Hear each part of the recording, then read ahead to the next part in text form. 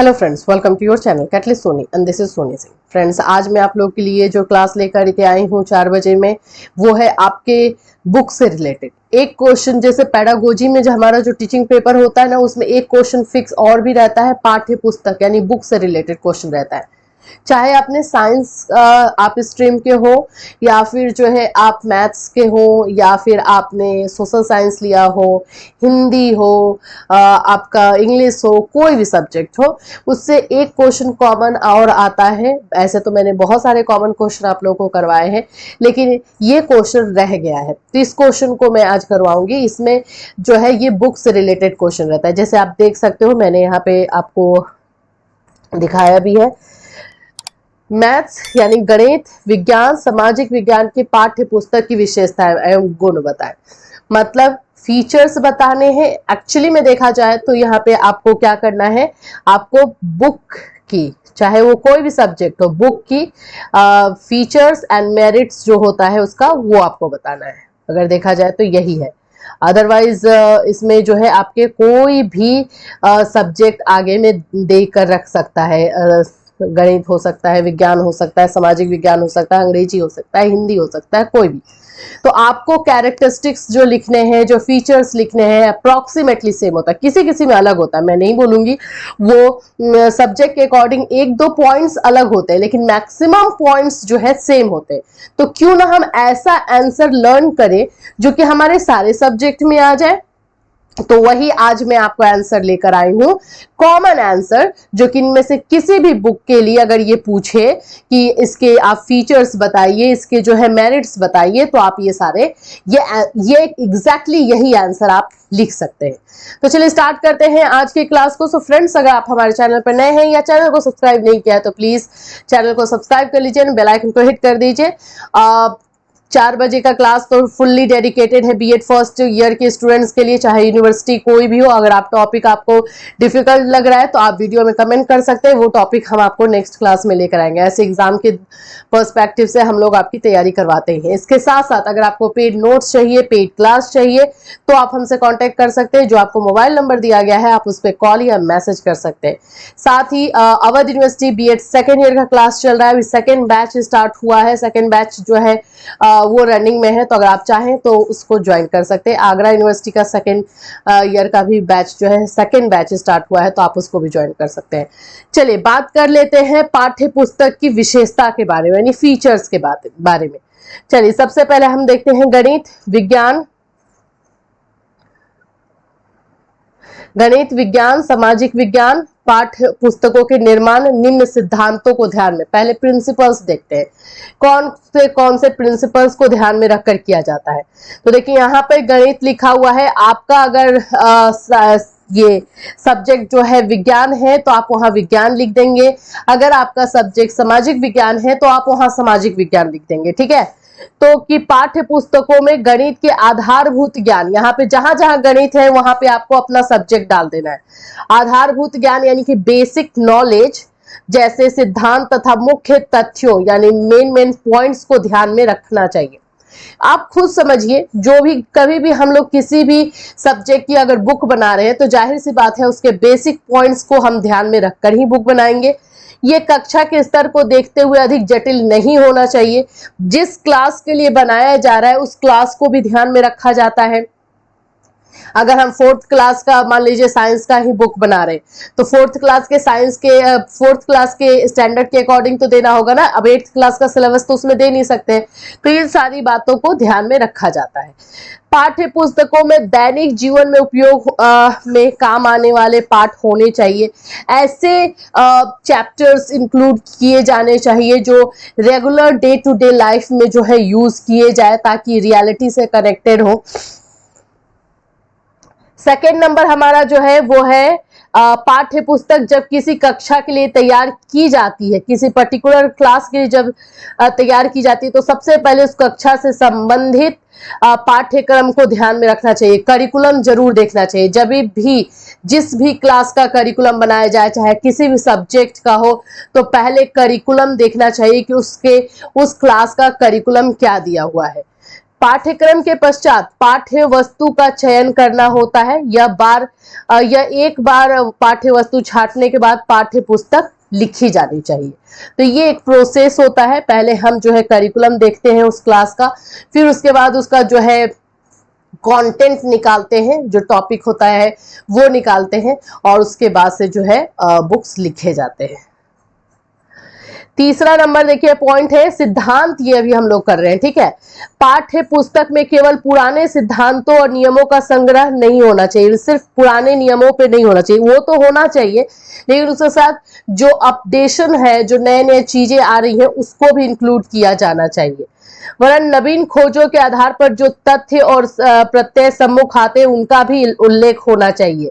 इससे छात्रों में रुचि तथा जागृति जागती है। इसलिए नवीन गणित की पुस्तकों में आधुनिक गणित का प्रयोग विशेष रूप से आवश्यक है। अब यहाँ पे जहां जहां गणित है वहां पे आप साइंस घुसाएंगे। अगर आपका साइंस है, आपका सामाजिक विज्ञान है, तो आप सामाजिक विज्ञान घुसाएंगे, ठीक है। यहाँ पे यही ध्यान आपको रखना है।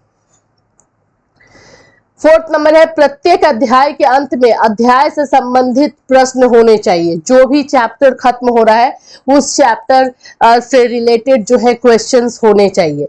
इसके साथ साथ कुछ समस्याएं तथा अभ्यास हो जिसको छात्र अध्याय का अध्ययन करने के पश्चात हल करने की कोशिश करें। ऐसे क्वेश्चंस हो, सेल्फ असेसमेंट वाले क्वेश्चन हो कि पाठ्य पढ़ने के बाद, चैप्टर पढ़ने के बाद बच्चे खुद से जो है वो प्रॉब्लम को सॉल्व कर पाए, तो ऐसा क्वेश्चन जरूर दिया जाना चाहिए।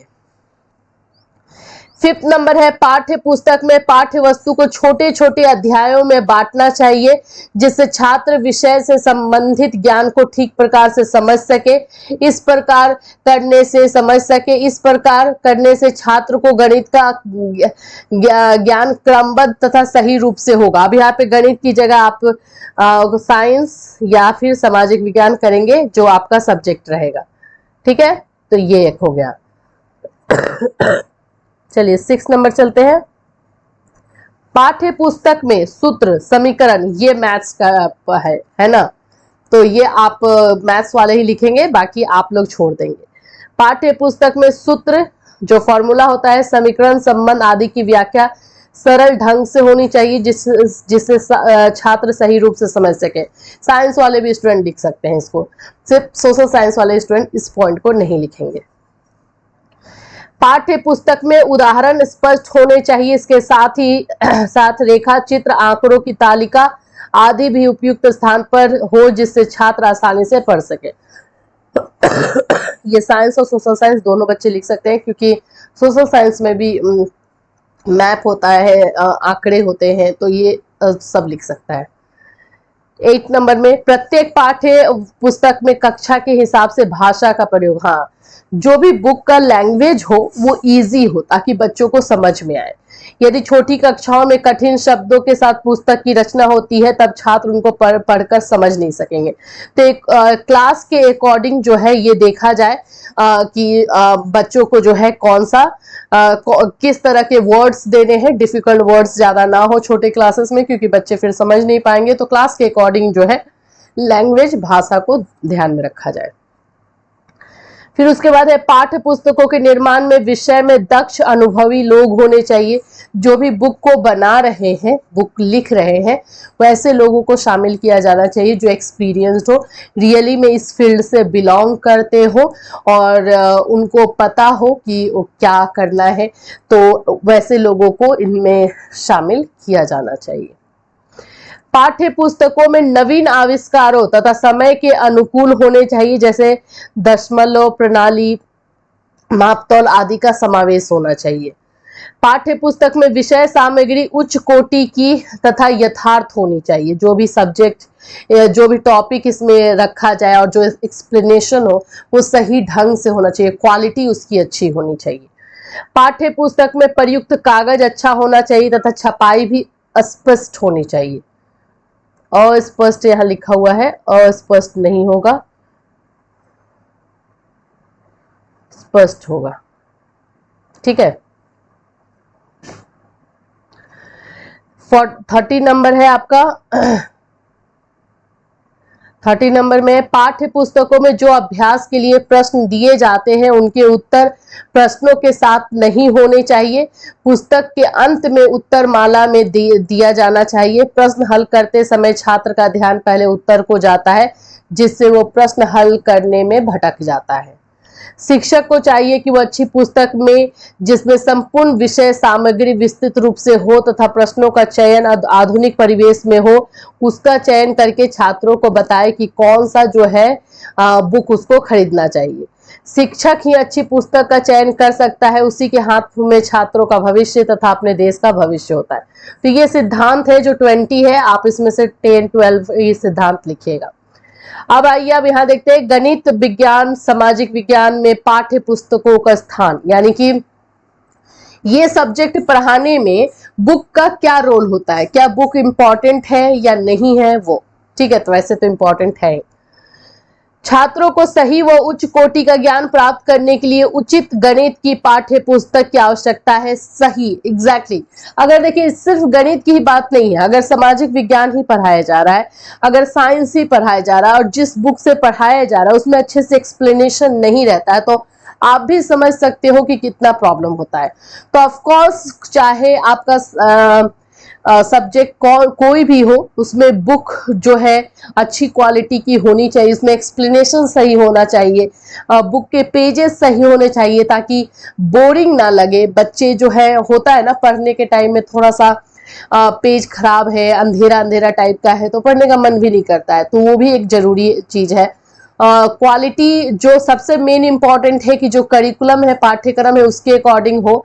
फिर उसके बाद से जो है जो भी टॉपिक उसमें हो, एक्सप्लेनेशन सही ढंग से हो और क्वालिटी अच्छी हो। पाठ्य पुस्तक में क्रमबद्ध रूप से उचित एवं स्पष्ट सामग्री हो। क्रमबद्ध वर्ड बहुत इंपॉर्टेंट है। क्रमबद्ध का मतलब होता है सीक्वेंस वाइज। अब जो चीजें बच्चों को पहले पढ़नी है वो पहले ही हो और उसके बाद से कनेक्टेड वाले जो है उसके बाद हो। ऐसा ना हो कि जो उनको पहले पढ़ना है वो आपको लास्ट में दिया है और लास्ट वाला फर्स्ट में दिया। तो सीक्वेंस से अगर नहीं बच्चे पढ़ेंगे या सीक्वेंस से बुक में नहीं दिया रहेगा तो बच्चों के लिए बहुत प्रॉब्लम हो जाएगी। तो सीक्वेंस से हो और स्पष्ट हो जो भी लिखा हुआ हो। पाठ्य पुस्तक से छात्रों को कोर्स का पूरा ज्ञान तथा उचित सामग्री मिल जाती है, जिससे छात्र परीक्षाओं में आने वाले प्रश्नों को हल मिल जाता है। छात्र को पाठ्य पुस्तकों से क्रमबद्ध रूप से प्रश्नों का हल करने का तरीका ज्ञात होता है। गणित की पाठ्य पुस्तकों के अध्ययन से बालकों के मस्तिष्क, अब यहाँ गणित का जगह पे आप सामाजिक विज्ञान दीजिए, साइंस दीजिए, सोचने और विचारने की प्रक्रिया को इस ढंग से प्रशिक्षित किया जाता है कि समस्या को देखे तथा तर्क संगत ढंग से अपना कोई मत स्थिर करे। जब जो भी परिणाम प्राप्त होता है उसके सहारे आगे बढ़े, तब उनका मस्तिष्क इस ढंग से कार्य करने के लिए प्रशिक्षित हो जाएगा। ठीक है, मतलब कि ये है कि एग्जैक्टली जो है बुक का इंपॉर्टेंट क्या है। अगर बुक में सही तरीके से नहीं दिया है तो क्या उससे कोई लॉस हो सकता है, तो ऑफकोर्स होगा। वही चीजें यहाँ पे आपको एक्सप्लेन की गई है। गणित विषय का सही ढंग से पूर्ण ज्ञान लेने के लिए पाठ्य पुस्तकों का होना उचित है। गणित की पाठ्य पुस्तकों से गणित विषय में नए नए सूत्र, प्रश्न, समस्याओं के लिए सोचने का ढंग, उनका विश्लेषण, प्रश्नों को हल करने के नियम और सिद्धांत आदि ज्ञान के उद्देश्य पर बल दिया जाता है। अब यहाँ पे साइंस हो जाएगा तो साइंस के टॉपिक को आप इंक्लूड कर सकते हैं। सामाजिक विज्ञान हो जाएगा तो उसमें आप बता सकते हैं कि सामाजिक विज्ञान में जो है मैप सही तरीके से दिया रहता है, हर कंट्री का मैप, कहाँ नदी है, कहाँ पे रोड है, ये सब दिया रहता है। तो इसके लिए बच्चों को जानने के लिए जो है एक सही बुक का होना बहुत जरूरी है। पाठ्य पुस्तकों से छात्रों को यह पता चलता है कि किस अध्याय का हमें अध्ययन करना है। उस अध्याय का विस्तृत ज्ञान उसको सही ढंग से पढ़ने से मिल जाता है। पाठ्य पुस्तकों में कक्षा के हिसाब से भाषा का प्रयोग होना चाहिए। तो लैंग्वेज का है जो हमने अभी पढ़ा वही है। तो ये सारी चीजें जो है हमें एक बुक में मिलना चाहिए, तभी जो है बच्चे अच्छी तरीके से पढ़ पाएंगे। अब आपका नेक्स्ट टॉपिक है आवश्यकता। है तो वो वही आवश्यकता पॉइंट में हम देखेंगे। ये तो वही है, आधारभूत ही है। तो ये वही सारे पॉइंट्स जो है रिपीट हो रहे हैं। बस इतना याद रखिएगा, ये क्वेश्चन जो है आपको शॉर्ट में पूछेगा पाठ्य पुस्तक से रिलेटेड, तो ये सारे के सारे पॉइंट्स आपको लिखने हैं। अब ये भी पीडीएफ आपको टेलीग्राम में रात में मिल जाएगा, तो ये आप ले लीजिएगा, लेकिन अभी इसको आप अच्छे से तैयारी कीजिएगा। और ये क्वेश्चन भी आपके पैडागोजी यानी टीचिंग पेपर में ही आने के चांस है, तो इसको अच्छे से कर लीजिए। मैंने सभी पेपर जो है वो करवाया था, बस यही एक छूट गया था, तो इसको आप अच्छे से कर लेंगे। ठीक है, चलिए फिर मिलूंगी नेक्स्ट क्लास में नेक्स्ट कोई इंपॉर्टेंट टॉपिक के साथ। अगर आप लोगों को कोई टॉपिक डिफिकल्ट लग रहा है या फिर आपको समझ में नहीं आ रहा है, तो आप इस वीडियो में कमेंट कर दीजिएगा, मैं इस टॉपिक पे जो है क्लास लेकर आ जाऊंगी। फिर मिलूंगी, till then have a nice day.